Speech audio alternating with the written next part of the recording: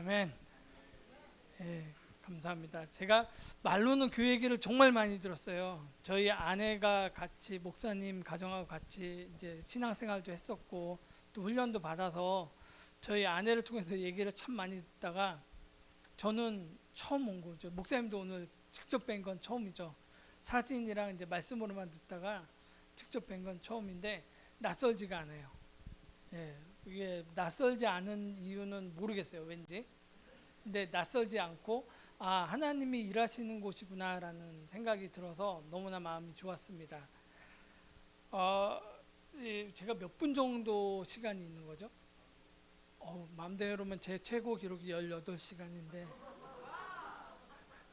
18시간은 좀 무리인 것 같고 이제 예, 제가 성령님이 이끄시는 대로 예, 최대한 하나님이 전하고자 하시는 말씀은 전하고 또 제 얘기도 많이 하게 되는 것 같아서 그 얘기는 최대한 빼가면서 또 말씀을 같이 나누도록 하겠습니다. 오늘 저희가 성경 말씀 본 거 너무나 잘 아는 말씀이실 거예요. 그리고 우리 찬양에도 굉장히 많이 나오는 말씀이고 그 너희는 그리스도의 향기냐고 서로 축복하기도 하죠. 그래서 향기라는 게 뭘까라는 생각을 많이 하게 됩니다. 향기는 뭘까요? 향기는 만질 수 있나요? 눈으로 볼 수 있나요? 근데 냄새는 나요. 그 냄새를 맡으면 어떻죠? 쓰레기 냄새 맡으면 기분 좋나요? 아니죠. 쓰레기 냄새 맡으면 막 식용창 냄새 맡으면 막 인상 쓰죠. 왜 인상을 쓰죠? 그 냄새가 뭘 했는데 불쾌하죠? 그렇죠. 그 불쾌한 게 왜 불쾌한 거죠? 그 냄새가 연상되어지는 게 있죠. 냄새는 냄새 자체가 뭘 하는 게 아니고요. 냄새가 우리에게 기억나게 하는 것들이 있습니다. 제가 외국에 살 때는 그 예전에 제가 딴 데서는 우리가 많이 구워 먹는 오징어 있죠. 오징어 굽는 냄새가 별로 뭐 받아들이지 않고 되게 좋았어요. 오징어 굽는 냄새를 맡으면. 근데 그거 아세요? 오징어 굽는 냄새가 되게 비슷한 냄새가 있어요. 사람 타는 냄새요. 시체 타는 냄새랑 그 냄새가 똑같은 거예요. 저는 어느 집에서 오징어 굽는 줄 알았어요. 인도는 아까 전에 목사님 말씀하신 것처럼 나무에다가 사람을 태웁니다. 그게 장례예요. 근데 지금은 그 나무를 감당할 수가 없어서 시체가 그냥 버려진다 그래요. 그게 인도에서 처음 맡은 냄새입니다. 처음 맡았을 때는 이 냄새가 뭐지? 누가 오징어 굽나 봐 이랬는데 나중에 이게 시체 타는 냄새라는 걸 알고 나서부터는 오징어 굽는 냄새가 좋을까요? 아니요, 기분 나쁜 냄새가 되기 시작하는 거예요. 그 냄새라는 게 그렇습니다. 냄새는 그 냄새 자체가 뭘 하진 않아요. 근데 냄새는 뭔가를 기억나게 하고 뭔가 생각나게 한다는 거죠. 고린도후서는 사도 바울이 고린도에 있는 믿는 사람들에게 쓴 편지입니다. 목회서신이라고 우리가 하죠. 그 얘기는 뭐냐면 예수 그리스도를 아는 사람들, 여러분과 저와 같은 사람들이에요. 그런 사람들에게 쓴 편지예요. 그러면서 16절에 보니까 누가 이 일을 감당할 수 있겠느냐, 이런 그리스도를 생각나게 하고 그리스도의 모습을 보여줄 수 있는 게 누가 감당하겠느냐라고 하면서 고린도 교회의 성도들에게 질문하고 있어요. 누가 할 수 있는 거죠? 우리가 할 수 있는 거죠. 우리가 예수 그리스도를 기억나게 해야 돼요. 예수님을 보여줘야 돼. 근데 그 일을 우리가 안 하면 누가 하는 거예요? 못 하는 거예요. 근데 우리가 하나님을 보여주기 위해서 하나님의 막 뭔가를 하는 게 아니고 하나님을 기억나게 하는 게 우리의 역할이라는 거죠. 그게 그리스도의 향기라는 거예요. 제가 향기에 대한 얘기를 하려면 되게 많아요. 제가 연애할 때도 저희 아내에게는 나는 냄새가 있었어요. 제가 나중에 결혼하고 나니까 그게 샴푸라는 걸 그때 알았죠. 머리에서 항상 상긋한 냄새가 나서 그 냄새를 맡으면 저희 아내가 기억이 났었어요. 근데 나중에 보니까 그게 샴푸 냄새였다는 걸 알게 된 거죠. 또 가끔 가다 보면 그 샴푸 냄새가 나면 예전에 연애할 때가 기억이 나요. 우리 아내를 만났을 때 그런 냄새가 났는데 지금은 샴푸를 너무 싼 걸 쓰다 보니까 그 냄새가 안 나요. 그래서 그런 모습들이 저희가 냄새가 저희들에게 향기가 그런 것들을 기억나게 한다는 거죠. 우리가 하나님께 기도하는 것이 우리의 향기로운 제물이라고 얘기했었어요. 그렇죠? 향기라는 거예요. 우리가 예전에 보면은 성막에서 예배를 드릴 때도 성막에서 향을 피워요. 향기로운 향이 올라가는 거예요. 그 왜 올라가죠? 하나는 하나님께 우리의 삶을 기억나게 하는 거고요. 또 하나는 뭐냐면 바로 우리가 하나님을 기억하기 위해서 그래요. 제가 미국에서 예배학교를 했었거든요. 그래서 저희가 어떤 거를 한번 했었냐면 교회에 정말 좋은 행사가 있을 때마다 교회에 향기가 나게끔 했었어요. 그랬더니 그 향기가 날 때마다 성도들이 예배 속에 하나님과의 관계를 기억하더라고요. 그래서 교회는 항상 좋은 향기가 나야 돼요. 그리고 그 향기는 내 생활 속에서도 자꾸 기억나게끔 맡을 수 있어야 된다고 얘기를 했었어요. 그게 그런 연상 효과가 있더라고요. 그래서 사도 바울은 우리한테 그리스도의 향기가 되어야 된다고 얘기합니다. 물론 그 고린도서 3장에 가면 또 우리는 편지라고 얘기하죠. 하나님이 우리 삶 속에 일어난 걸 남들에게 보여주는 편지라는 거예요. 그 편지라는 단어는 다른 말로 추천서예요. 하나님을 보여주는 거예요. 하나님을 나타내는 거예요. 그게 우리의 삶이라는 거죠. 그게 하나님이 우리를 부르신 이유인 거죠. 여기까지만 이제 기억을 하시고요. 우리가 그 향기입니다. 제가 지금 살고 있는 나라는 이란입니다. 이란의 테헤란에서 지금 거주하고 있는데요. 테헤란에 있습니다 하면 다들 이제 뭐 이렇게 얘기하면 다들 이제 걱정하시는 게 뭐냐면 거기도 사람이 사나요? 거기 너무 덥지 않나요? 서부터 시작해서 거기서 뭐 먹고 사나요? 거기 맨날 총 쏘고 사람 죽이는 때 아닌가요? 예. 이제 미디어가 만들어낸 이미지는 그렇죠. 근데 실제 우리가 살고 있는 땅은 그런 땅은 아니거든요. 이란 하면은 다들 갖고 있는 이미지가 총 쏘고 하늘에다 총 쏘면서 성족이 불태우고 이란 깃발, 그러니까 이스라엘 깃발 불태우는 그런 모습만 상상을 해요.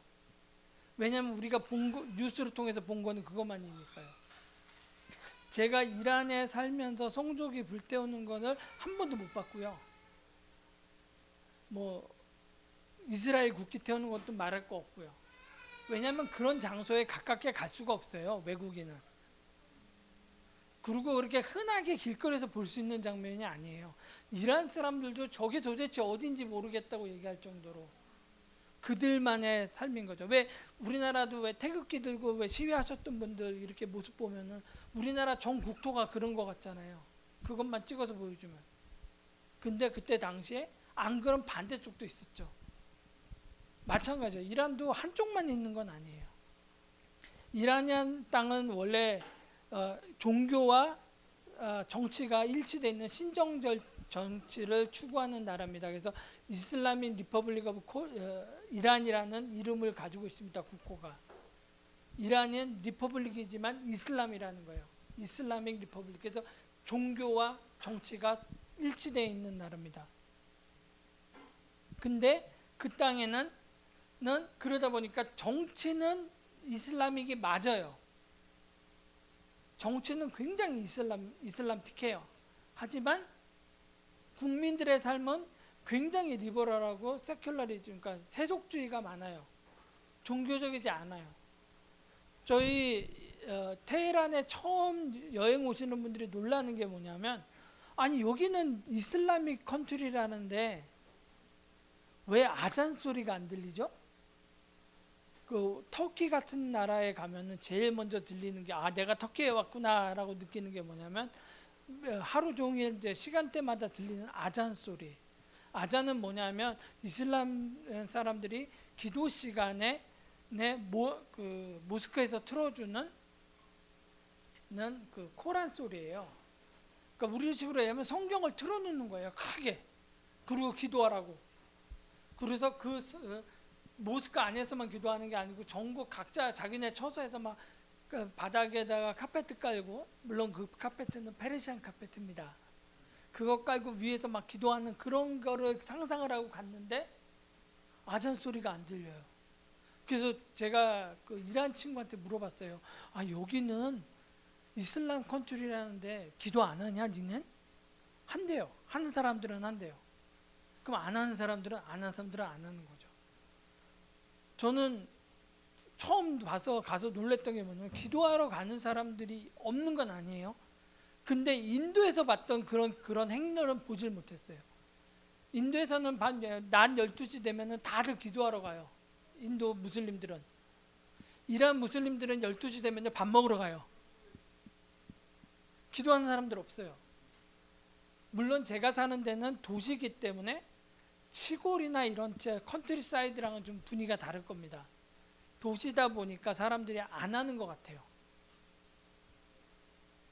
그래서 되게 처음에 제 이미지를 깼던 모습이 그겁니다. 아잔이 안 들리고 기도를 하는 사람은 못 봤어요. 길거리에서 아무 데나, 미국에서 저는 공부를 했거든요. 기도 시간이 되면 사우디아라비아 학생들은 길거리 복도에서도 바닥에다가 천 깔아놓고 막 기도하고 막 그래요. 걔네들은. 근데 이란에서는 그런 사람을 볼 수가 없는 거예요. 길거리는 물론 그래서 안 보여서 물어봤더니 다들 기도실이 있어서 간대요.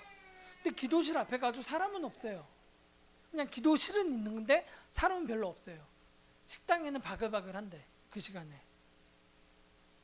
이상한 거예요. 너무 제가 알고 있던 것과 너무 다르다라는 걸 그때부터 알기 시작한 거죠. 이란은 인구는 8,200만 정도로 우리나라보다 인구가 많습니다. 그 땅 크기는 한반도에, 그러니까 남한이 아니고 한반도의 7.5배, 남북한 합친 거에 7.5배 정도니까 땅이 크겠죠. 그리고 남쪽으로는 호르무즈 해협, 중동 호르무즈 해협에 면해져 있고요. 북쪽으로는 카스피 해에 면해 있어요. 카스피 해면은 러시아 쪽에 가까운 거겠죠. 그러다 보니까 다양한 기후대가 존재합니다. 남쪽은 덥고요. 북쪽은 아주 서늘해요. 저희가 살고 있는 테헤란은 한국하고 서울하고 위도가 거의 비슷합니다. 그러다 보니까 사계절이 있어요. 겨울엔 눈도 오고요. 근데 저희가 사는 집은 1450m 정도 되는 고지에 있습니다. 테헤란은 높이에 따라 잘 사는 사람과 못 사는 사람들이 구분이 돼요. 우리나라는 못 사는 사람들은 어디에 산다 그러죠? 높은 곳, 달동네, 산동네 이런 못 사는 데잖아요. 반대로 생각하시면 돼요. 이란은 높은 데 살면 그거 잘 사는 집이네 이러는 거예요. 저희는 1400에 사는데요. 한국 주재원들은 1800 정도에 살고요. 이란 사람들 중에 정말 잘 사는 정치인들이나 이런 힘 있는 사람들이 사는데 2000m가 넘어요. 테헤란은 그 정도 있고, 그리고 어려운 사람들이 많이 가난한 사람들이 사는 데는 한 900m 정도 되는 지역에 삽니다. 테헤란은 분지 지역이라서 바람이 이렇게 불지 않으면요, 바깥에서 세게 불어오지 않으면 그 안에 공기 흐름이 없어요. 그러다 보니까 어떤 문제가 있냐면 그 안에서 자동차에서 나오는 매연이 거기 정체되어 있어요. 그래서 세계적인 매연 지역 중에 하나입니다. 근데 요새 코로나가 되니까 자동차 운행도 좀 적어지고 사람들 이동이 좀 적어지다 보니까 요새 공기 너무 좋아요. 물론 예전에 비해 좋다는 거지 절대치가 좋아진 건 아니고요. 이란은 99.4%가 무슬림입니다. 그럼 0.6%의 다른 종교가 있다는 얘기겠죠. 99.4%라는 얘기는. 그래서 거기에는 조로아스터교, 기타 종교로 조로아스터교, 유대교, 기독교가 있습니다. 기독교가 있네요. 0. 몇 프로 이렇게 있지만 거의 유명무실하지만 그 이란 사람들에게 허락되어 있는 종교는 아닌 거예요. 이란은 종족이 다민족 국가입니다. 그 안에는 여러 종족들이 있어요. 그래서 페르시아 종족이라고 얘기하는 이란 종족은 61%의 페르시안 사람들이 있고요. 그 사람들은 오리진은 유럽이랑 가까운 아리안족입니다. 그 사람들이 있고요. 그 다음에 16%의 아제르바이잔 사람들, 10%의 쿠르드 사람들, 5%의 로리, 2%의 발루치, 이런 등등의 여러 종족들이 그 안에 있어요. 그 중에는 유태인도 있습니다. 거긴 사람들이 놀래요. 어머, 어떻게 거기 유대교가 있지? 제가 다니는 한국교, 한인교회가 이란엔 테헤란에 있습니다. 다운타운 쪽에 있거든요. 되게 중심가에 있어요. 근데 거기 근처에 유대인 회당도 있고요. 조로아스터교 회당도 있습니다. 되게 신기해요. 그게 다 있더라고요. 유대인 회당이 있다는 얘기는 뭐죠? 유대인들은 절대 차를 타고 회당을 가지 않습니다. 그 얘기는 유대인 회당이 있다는 얘기는 그 근처에 유대인들이 사는 지역이란 얘기예요. 그래서 그 근처에 유대인들이 살고 비즈니스를 합니다. 그래서 그 근처에 비즈니스가 주로 하는 비즈니스가 뭐냐면 카페트 그리고 환전상 그런 것들을 주로 유대인들이 하고 있는 영업이에요. 물론 많지는 않습니다. 지금 70년대에 집중적으로 이스라엘로 이주해 갔기 때문에 이스라엘에 지금 많이 돌아가서 지금 유대인들은 거기 많지는 않습니다. 그 유대인들은 언제부터 거기 살았냐면 성경 시대부터 살았던 유대인들이에요. 그 이란은 성경에 나와 있는 내용들이 참 많은 땅입니다. 그래서 참 흥미로운 땅들이에요. 그 이란에 가면은 여러분들 성지 순례하러 간다 그러면 제일 많이 가는 데 이스라엘, 그 다음에 이집트, 그 다음에 어디 가죠? 터키 이런 데 가잖아요. 근데 성지 순례한다 그럴 때 한번 또 추천하고 싶은 데 중에 한 군데가 이란 땅이에요. 이란은 페르시아의 땅입니다. 그렇기 때문에 거기에는 다니엘의 흔적이 있고요. 다니엘의 무덤도 있고요. 그 다음에 에스더와 모르드게의 무덤이 있습니다. 그래서 저희는 하마단이라는 도시에 한번 간 적이 있었는데요. 거기에 갔더니 제일 유명한 게 에스더와 모르드게의 무덤이에요. 그 하마단은 고대 페르시아의 여름 궁전에 있던 곳이에요.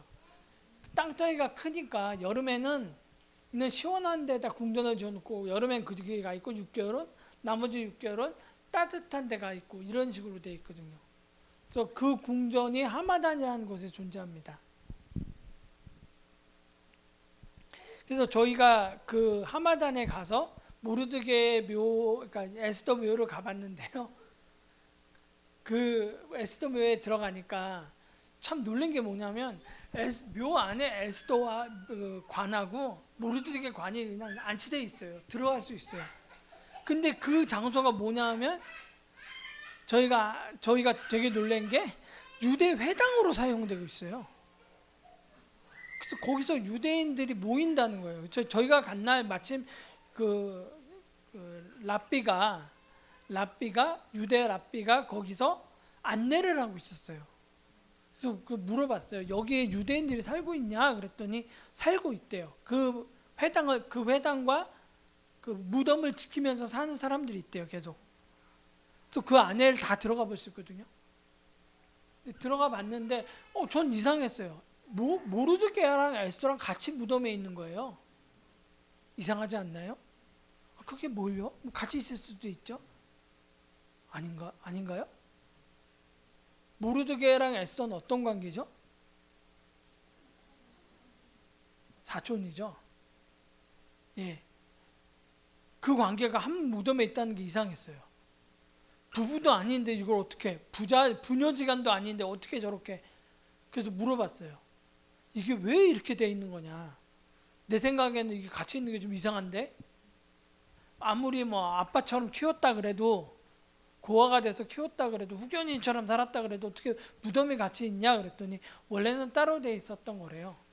근데 몽고 제국에서 페르시아도 몽고 제국 휩쓸고 지나갑니다. 그때 그 몽고의 장군한테 유대인들이 그 길 지키고 살고 있는 유대인들이 에스더와 모르드게의 스토리를 얘기를 해줬대요. 근데 거기서 감명을 받고, 근데 에스더하고 모르드게 얘기해줬다는 게 뭘까요? 누구 얘기한 거죠? 하나님 얘기한 거죠. 그걸 듣고 감동을 받고 이 사람이 그 몽고 군사들에게 명령을 해서 하룻밤 만에 만든 거랍니다. 진짜 하룻밤인지는 모르겠어요. 근데 괜찮아요. 회당처럼 만들어가지고 거기를 하룻밤 만에 만들었답니다.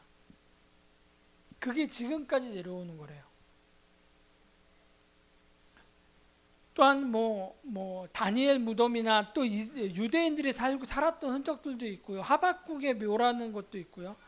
또 초대교회 때 우리가 알고 있는 나다니엘 선지자의 그 모습들도 그쪽에 무덤이 있고 그 활동했던 지역이고요. 그래서 그래서 다데오 기념교회도 있고요. 동방박사 기념교회도 있고요. 되게 이상한 거예요. 아니 여기 왜 이렇게 기독교 유적이 많지? 내 생각에는 이란 사람들이 다 때려 부셨어야 말이 되는데 왜 이렇게 많지? 그게 왜 많죠? 왜 그걸 안 건드릴까요? 돈이 되니까요. 관광객. 그래서 외국에서 기독교인들이 성지순례 오는 거 이란은 된다 안 된다? 된다. 매년요. 지금은 제재 뭐 이런 것 때문에 거의 안 하고 있는데 원래는 우리나라 장로 교단하고 그 이란의 그 정부하고 관광청하고 협정을 맺어서요. 1년에 목사님도 40명, 30명씩 와서 성지순례 하고 가셨어요. 그 전에 와서 다 보고 이제 피드백 해주고. 근데 단점은 딱 하나죠. 너무 거리가 멀다는 거. 이란이 땅덩이가 크다 보니까 중간에 뭐 볼 게 없어요. 여기 그 왕궁 가서 보고 다음 왕궁 보러 또 비행기 타고 날아가야 되고 하루에 뭐 이거 두세 개를 볼 수 있는 방법이 없어요. 아니면 10시간, 20시간 차 타고 달려가야 되고 10시간 타고 가서 왕궁 보고 사진 한 장 찍고 또 다시 10시간 달려가야 되는 그런 환경이라는 게 좀 단점이에요. 근데 그거를 제외하고 그 나라 문화를 지킨다고 생각하면 볼 게 참 많습니다. 그리고 거기서 틈틈이 하나님의 흔적들을 볼 수 있어요. 하나님이 일하셨구나. 하나님이 이런 식으로 이 땅을 예배하시고 하나님이 이 땅을 통해서도 예배 받으셨구나. 그 예전에 1800년대 말에 아르메니아 사람들이 터키 사람들한테 박해를 받고 많이 학대를 당했어요. 왜냐하면 그들이 이제 아르메니아 기독교다 보니까 러시아랑 가깝게 손잡고 정교회랑 손잡고 터키랑 대항한다 이래가지고 거기 학살 수준으로 그 사람들한테 홀로코스트가 일어나요. 그 사람들을 받아주고 보호해준 나라가 이란이었어요. 그래서 그때 그 아르메니아 사람들이 굉장히 많이 넘어옵니다. 그래서 지금 아르메니아란 나라가 있어서 그 나라도 있지만 이란의 아르메니아 사람들이 많이 살다 보니까 테헤란하고 이스파한은 특히 많이 살아요. 그러다 보니까 자기네들 종교 생활을 할 수 있도록 1800년 19세기 때 지어지고 뭐 그 전에 지어진 성당들이 있어요. 아르메니아 교회들이 있어요. 그래서 그런 교회들이 아직도 있고요. 그래서 최초로 페르시아어로 성경이 번역된 성경이 아르메니아 교회들이 인도 선교사를 통해서 인도에서 온 선교사입니다. 인도 사람이 들어와서 페르시아어로 성경을 번역한 게 최초 성경이라고 그래요. 그게 그분의 묘가 아직 테헤란에 있고요. 그러니까 그런 역사들이 아직 남아있는 땅이에요. 79년도까지는 79년도가 기독교 안에서도 이란이 굉장히 중요한데요. 79년 이전에는 기독교 선교가 잘 안 됐어요. 왜냐하면 이란이 굉장히 사회적으로는 미국에 가까운 친미 국가였어요. 그때까지 79년도가 혁명이 일어났던 해입니다. 무슬림 혁명이. 근데 79년 이전에는 친미 국가여서 외세가 들어와서 전파하는 종교다 해가지고 별로 사람들이 호응을 안 했어요. 근데 79년도에 무슬림 혁명이 일어나고 나니까 이 사람들이 무슬림 지도자들은 그래도 정직하니까 종교 지도자니까 우리가 이 사람들한테 권력을 주면 우리 모두를 잘 살 수 있게 해줄 거야 라고 권력을 줬는데 국민 투표해가지고 이거 다 통과시킨 거거든요. 절대 지지로. 그랬는데 그 사람들이 부패하고 정치인들보다 더 부패하고 사리사욕을 챙기고 또 공평하지 못한 것들을 보기 시작을 한 거예요. 그러면서 80년대를 넘어가면서 굉장히 많은 사람들이 반무슬림이 기독교다 이래가지고 도리어 지금은 지하교회가 엄청나게 발전되고 있습니다. 전 세계에서 유일하게 기독교가 무섭게 성장하고 있는 나라가 이란이에요. 지하교회가 지금 현재 지하교회 성도가 한 50만 정도 된다 그래요. 그렇죠. 할렐루야예요. 그 50만이 그냥 나오는 50만이 아니고요. 여러분 저는 선교사이기 때문에 이란에서 제 신분이 발각이 되잖아요. 저희는 지금 비즈니스맨으로 숨겨서 살고 있는 겁니다. 근데 저희가 만약에 선교사라고 선교 목적을 위해서 들어온 사람이라는 게 발각이 되면 저희는 어떻게 되죠? 뭐 가장 심해봐야 저희 아내는 집에 있고 저는 끌려가서 두들겨 맞다가 나가 이래서 추방당하는 거. 그게 가장 이제 월스한 케이스예요. 근데 현지인은 어떻죠? 그쵸? 그냥 죽는 거예요. 그러니까 거기 50만은 죽을 수 있는 건데 50만이 있는 거예요. 뭐 다르게 뭐 회유하고 이런 게 아니고요. 그냥 죽어요. 뭐 이란은 아직도 사형제도가 있고요. 사형제도만 있는 게 아니라 공개 처형이라는 게 아직도 존재해요. 거긴. 그리고 태용도 있고요. 길에 매달아 놓고 채찍으로 때리는 그런 형벌도 있어요. 그 존재하는 그런 형벌이 존재하고 그 죽을 수도 있는데 믿는 믿음인 거예요.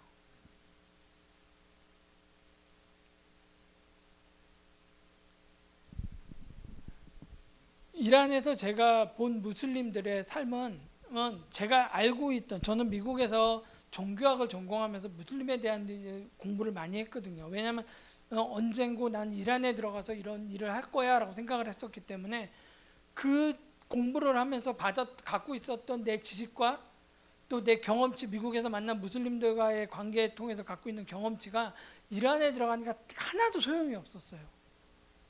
아까 전에 말씀드린 것처럼 너무 세속주의가 크다 보니까 내가 알고 있는 무슬림들하고는 너무 다른 거예요.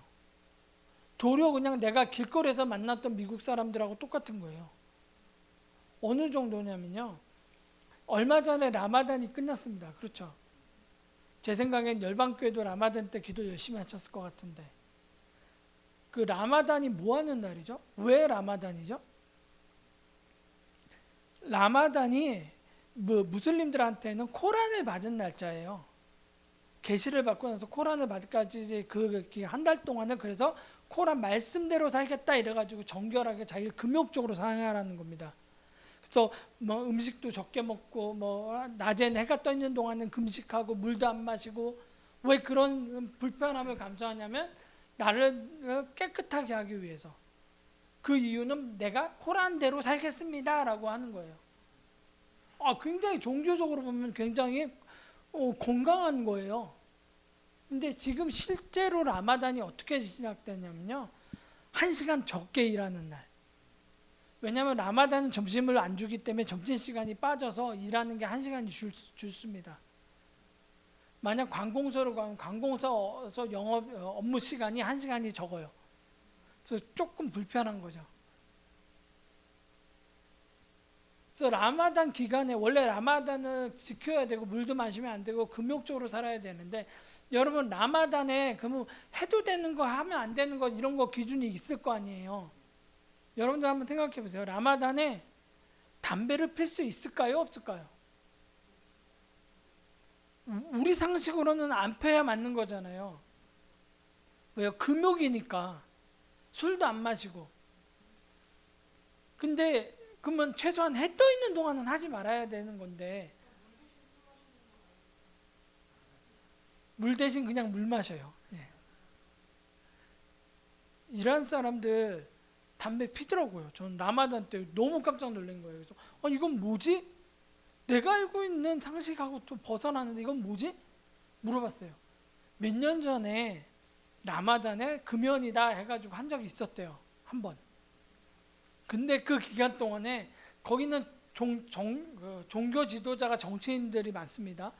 그 리더들이 자기네들도 담배를 피는데 라마단 기간 동안 금연을 하려니까 너무 힘들더라. 그래서 그 다음 해부터는 담배는 예외.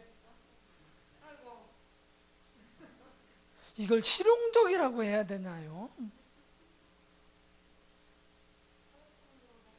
그렇죠. 타협이에요. 굉장히 많은 부분들이 그런 타협 속에 있어요. 그들의 신앙이 변질이 많이 된 거예요. 그러니까 원래 무슬림들은 이란을 보면 무슬림 아니라 그래요. 이게 무슨 시아가 그렇지 뭐 이런 식으로. 시아라서 그럴까요? 아니에요. 세속주의에 쩔은 나라가 무슬림 혁명을 한다고 무늬만 바꿔가지고는 되는 게 없던 거예요. 그 사람들이 또 라마단 기간에는 금식이지만 금식을 안 할 수 있는 이유가 있습니다. 몇 가지 예외 규정이. 그 중에 하나는 어린아이를 갖고 있거나 아이들은 먹어야 되잖아요. 그러니까 아이들을 먹이기 위해서 엄마는 예외입니다. 와, 우리 집에는 어리니까 우리 집은 괜찮겠다 이렇게 생각하실 수도 있습니다. 아이를 먹이는 목적 때문에. 그리고 여행을 간다거나 멀리 출타 중에는 금식할 수 없잖아요. 먹어야지 힘을 내서 움직이니까. 옛날엔 걸어 다녔을 거 아니에요. 지금이야 차를 타고 뭐 비행기 타고 다니는 거지만 또 그게 남아 있어서 집에서 40km 이상 떠나면 먹을 수 있습니다. 그리고요, 환자들은 약을 먹어야 되잖아요. 그러니까 환자들이라기보다는 약을 먹는 사람들은 먹어도 됩니다. 근데 어느 날 그 라마단 기간이었는데 제 파트너가 사무실에서 밥을 먹고 있는 거예요.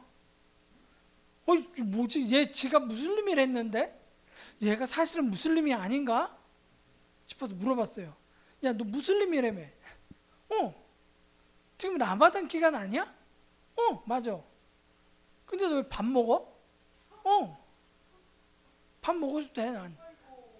넌 어떻게 밥을 먹니? 그랬더니 하는 이야기가 자기는 약을 먹어서 밥을 먹을 수 있대요. 아니, 무슨 약을 먹어? 난 너 어디 아픈지 몰랐어. 비타민.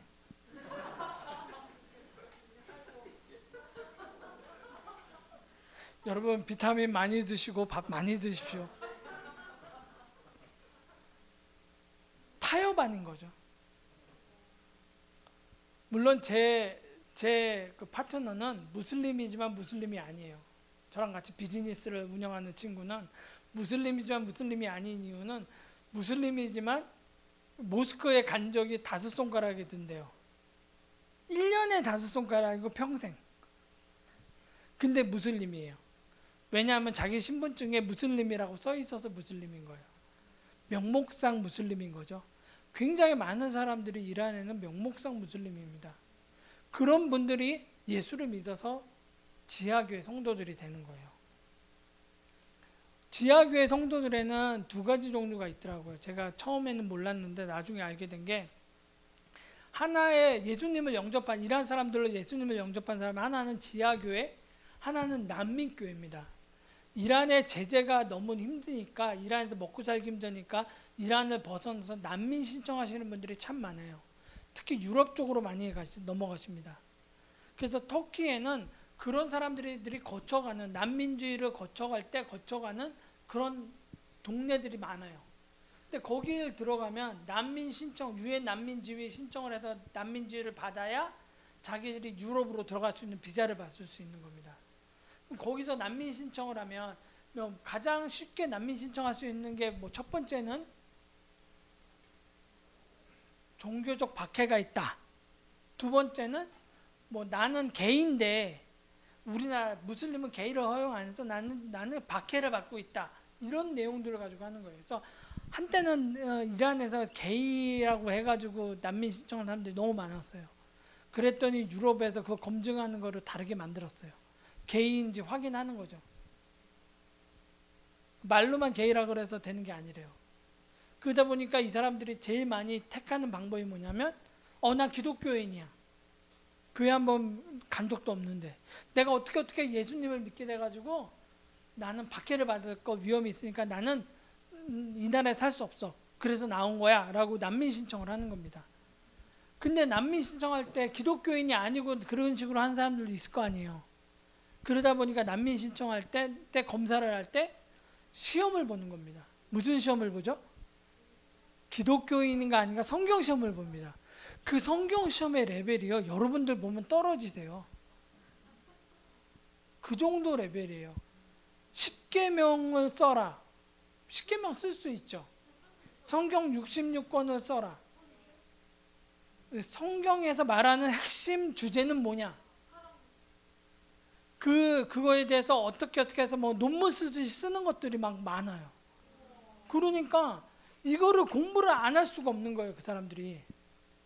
그래서 난민교회에 출석을 하면서 그 교회에서 성경 공부를 열심히 하는 겁니다. 그리고 세례도 받아야 돼요. 세례증이 있어야 되거든요. 그럼 세례 교육 가서 한 4주 동안 세례 교육을 받는데요. 놀라운 건요. 난민교회에 올 때는 가짜로 이렇게 받으려고 들어왔는데요. 거기서 세례 받을 때는 신자 거의 다 진짜 신자가 돼요. 복음은 거기에 힘이 있는 겁니다. 말씀이 들어가면요 안 바뀔 수가 없어요. 말씀이 내 삶에 들어왔는데 나는 안 바뀌고 있다? 그 문제가 있는 거죠. 이란 사람들하고 대화하다 보면, 이란 그리스도인들하고 대화하다 보면 체험들이 많습니다. 단지 누가 가자 그래서 교회 가는 게 아니라요, 예수님을 만난 체험들이 엄청 많아요.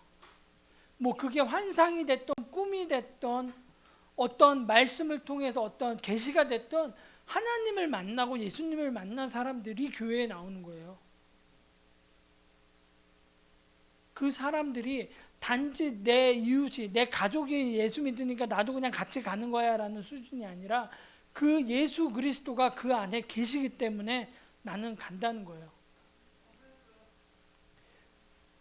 이란에서 난민교회가 아닌 지하교회에서 모이는 성도들은 일주일에 한 번씩 예배를 드리는데요. 이렇게 저희처럼 못 모이고요. 10명 단위로 끊어요.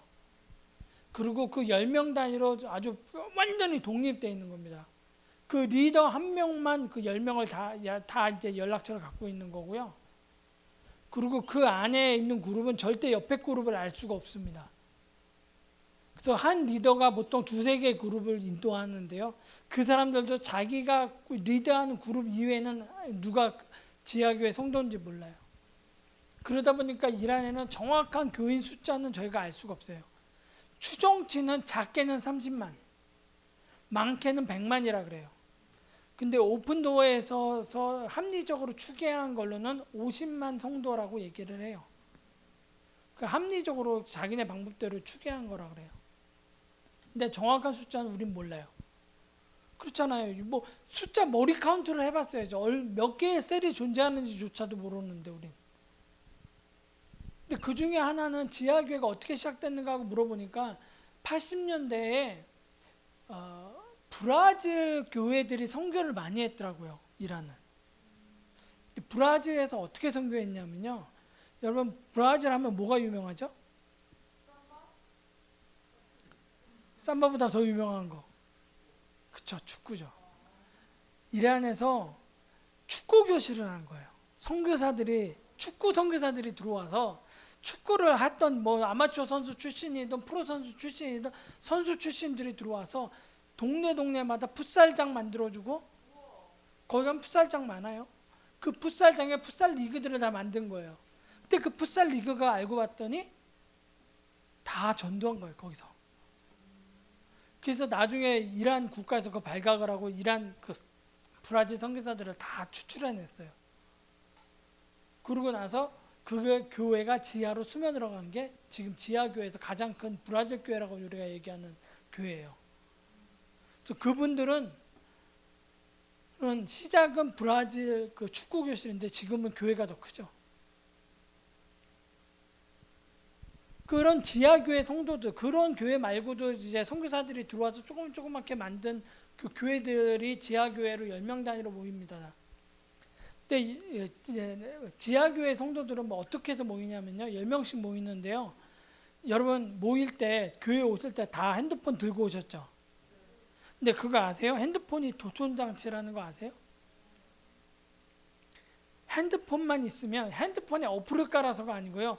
여러분 이 심카드가 이 소리를 빨아들이면서 이거를 저장할 수 있는 그런 시스템이 돼 있대요. 저희는 몰랐는데 이란에서 누구한테 이거를 정확하게 이렇게 들었냐면 중국 선교사, 이란에는 중국 선교사님들이 꽤 있습니다. 본토에서 온 그 중국 선교사님들은 그 이란 국가가 운영하는 그 장비들이 중국산이잖아요. 그러니까 그걸 아는 거예요. 그러니까 이 핸드폰 얘기를 해주더라고요. 미팅할 때 핸드폰을 가지고 오지 마라. 왜? 핸드폰 없으면 내가 어떻게 찾아가? 길도 모르는데. 끄는 거 가지고 안 돼요. 이 심카드가 꽂혀 있는 동안은 알 수 있다는 거예요. 다 빨아들일 수 있다는 거예요. 그래서 심카드가 꽂혀 있으면 안 된다고 얘기하더라고요. 그래서 이란 교회의 지하교회 성도들은 모일 때 핸드폰을 갖고 오지 않습니다. 요새 세상에 핸드폰 좀 되게 불편하죠. 핸드폰을 집에다 두고요. 차를 몰고 저희가 오늘 많이 이제 저희 집은 이제 서대문구거든요. 서대문구에서 저희는 차를 타고 일산으로 왔어요. 근데 지하교에서 모인다면 저는 차를 몰고 종로로 갔어야 돼요. 반대 방향에 가서 차를 세워놓고 거기서 택시나 버스를 타고 일산 근처까지 옵니다. 그리고 이 주변을 배회하다가 걸어서 한 30분 정도 배회하다가 미행이 없는 걸 확인한 후에 들어오는 겁니다. 그렇게 해서 모여서 크게 찬양도 못하고 이렇게 손으로 이렇게 쳐가면서 조용조용 기도도 하고 그렇게 신앙생활을 하는 거예요. 제가 일한 친구들한테 그 지하교회 친구들한테 그런 얘기를 물어봤어요. 아니 그렇게 불편한데 그리고 기독교인이라는 게 발각되면요 운이 좋게 죽지 않더라도 사회에서 완전히 단절되는 거예요. 직업이고 뭐고 집어넣을 수가 없는 겁니다. 직업도 가질 수 없고요. 진짜 살 수가 없으니까 외국으로 갈 수밖에 없어요. 방법을 찾아서 난민이 될 수밖에 없는 그런 체제가 되어 있거든요. 근데 그런 위험을 감수하고 너 왜 예수를 믿냐? 그냥 대충 네가 마음속에 있고 이렇게 모이지 않고 그냥 불편한 거 감사하지 말고 집에서 인터넷 보면서 예배드리고 그러지 뭐 이렇게 굳이 이렇게 모여가지고 힘들게 모이냐? 제가 그렇게 질문하는 건 모이지 말라고 물어본 게 아니고요. 한번 알고 싶었어요. 진짜 이유가 뭔지 사람들이. 혹시 거기서 인도는 모이면 돈 나눠주는 그런 단체가 있어요. 그러니까 돈 받으러 오는 사람들도 있거든요. 자기네들 도움 받기 위해서 모이는 사람들도 많거든요. 그러니까 그런 사람들, 그런 교회들을 많이 봤기 때문에 인도에서, 이란에서도 확인해 보고 싶었어요. 왜 모이는지. 너 이렇게 모이는 이유가 뭐냐 도대체. 그랬더니 이란 친구들이 그렇게 대답하더라고요. 진짜니까. 예수님이 진짜니까. 뭔 말이냐. 자기네 종교 지도자들을 보면 가짜래요. 말하는 거랑 행동하는 거랑 다 다르더라는 거예요. 근데 예수 그리스도는 진짜라는 거예요. 그 얘기 딱 듣는데 그 얘기를 기대했던 건 아닌데 그냥 우리는 신념을 지키고 믿음을 지키기 위해서 이렇게 모여요라고 하고는 얘기를 하겠지라고 예상을 했는데 진짜니까 모인다는 거예요. 가짜였으면 우리가 왜 그렇게까지 손해보고 사냐는 거예요. 진짜니까. 여러분 저희가 처음에 시작할 때 향기에 대한 얘기를 했어요. 여러분 예수님이 진짜십니까? 그럼 진짜라는 향기를 여러분이 뿜으셔야 돼요. 향기를 뿜는다는 게 뭘까요? 여러분의 삶 속에 어떠한 향수를 뿌려가지고 그걸 뿜어라가 아니에요. 예수님을 기억나게 하는 건 뭘까요? 제가 미국에서 전도사 생활할 때 저희 교회에 굉장히 어렵게 사시는 분이 있었어요.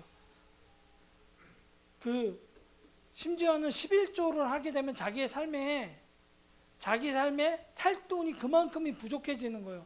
이분이 한 달에 1,000불 버시는 분인데 100불을 11조를 하면 100불만큼의 생활비가 없어지는 거예요. 남는 돈이 아니에요. 용돈 중이 아니라 필수 생활비 중에 100불이 부족한 거예요.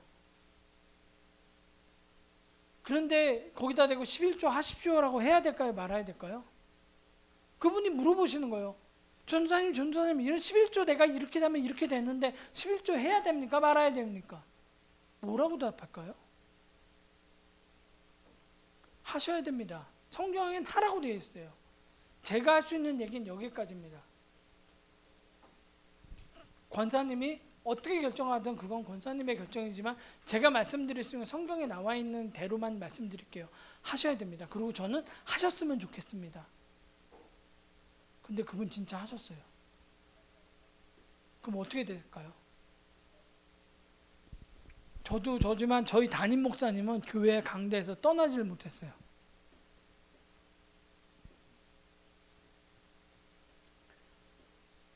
향기라는 건 우리가 손해 볼 수 있고 우리가 더 이상 아무것도 없어질 수 있는 그 순간에 우리가 선택하는 것이 무엇이게 되냐는 거예요.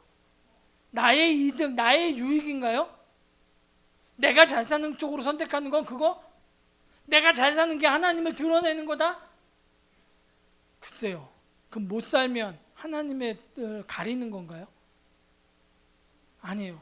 여러분이 무엇을 선택하느냐지 무엇을 가졌느냐가 아니에요. 결과론 쪽으로 보지 마세요. 여러분이 선택하는 걸 주변에서는 다 보고 있어요. 그리스도의 향기요?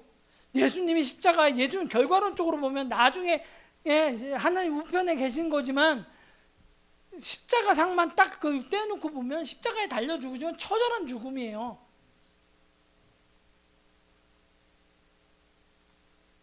그리스도의 향기 무엇일까요? 이 하나님의 향기는 저는 일 안에서 그 향기를 맡고 살았어요. 그렇게 살고 있는 사람들을 보았어요. 저는 가서 내가 그리스도를 전해야지라고 생각을만 하고 갔는데 틀렸더라고요. 난 전하러 간 사람이 아니고 도우러 간 사람이 있더라고요. 그들은 그들 안에 그리스도의 향기를 많이 뿜고 살고 있었어요.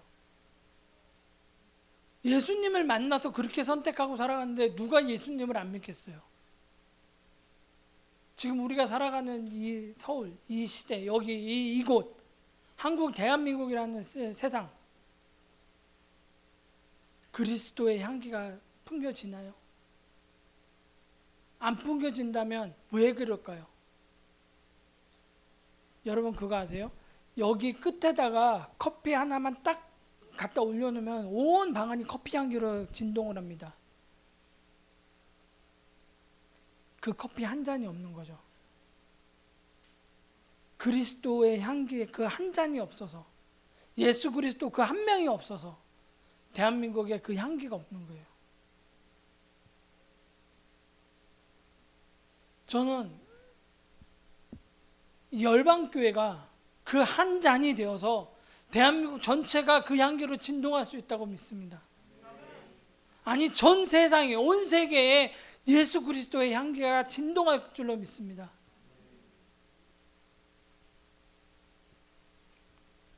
저희 이란 땅은 종교를 직접적으로 전도할 수 없는 그런 땅이에요. 하지만 저희는 그 땅에 살아가고 있습니다. 살면서 전도하겠다는 생각을 맨 처음엔 했었는데요. 저희가 할 일은 그게 아니더라고요. 그들을 돕는 거예요. 지하교를 돕기 위해서 또 그 성도들을 돕는 일에 저희들은 지금 세팅하고 있습니다. 지금까지는 비자를 만들기 위한 작업들을 했어요. 그리고 앞으로 한 5년 정도는 또 지하교회를 도울 수 있는 그 스트럭처를 만들려고 그래요. 어떨 때는 나도 좀 대놓고 좀 오픈해서 사역도 하고 싶고 막 그럴 때 있어요. 그럴 때마다 하나님이 주시는 마음이 있더라고요. 건방지게 나대지 말고 네가 여기 왜 와 있는 건데. 저도 나름대로 미국에서 사역 잘했거든요. 잘한다고 막 그 목사님들한테 불려다니고 막 이랬는데, 그리고 인도 가서도 선교한다고 막 이렇게 하면 막 잘한다고 막 사람들한테 박수 받았는데 이란 딱 들어가니까 할 수 있는 게 없는 거예요. 정말 하나님밖에 의지할 게 없고요. 그 이란 땅까지 오게 된 것도 결국은 하나님이 하신 거잖아요. 그 하나님이 하실 그 일에 내가 가서 그 역할을 할 뿐인 거죠. 그게 우리가 이 땅에 살아가는, 이란 땅에 살아가고 한국 땅에 살아가는 이유일 것입니다. 좀 같이 기도했으면, 짧게 기도했으면 좋겠는데요.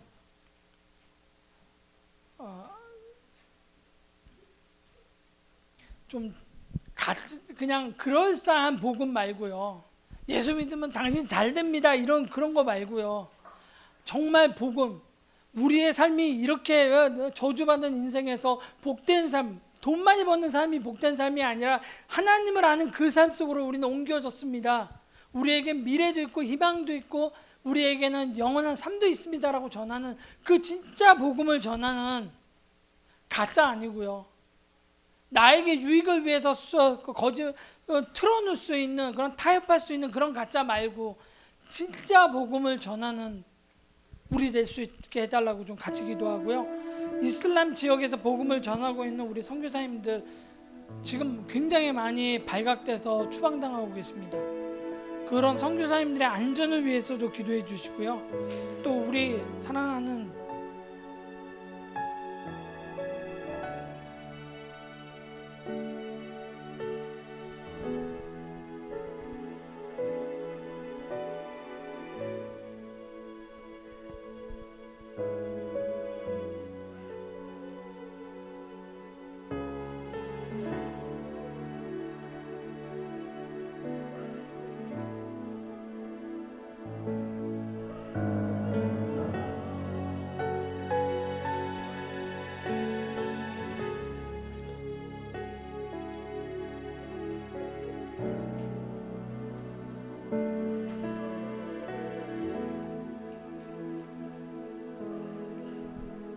우리 지하교회 성도들을 위해서도 같이 기도해 주시기 바랍니다. 같이 기도하겠습니다.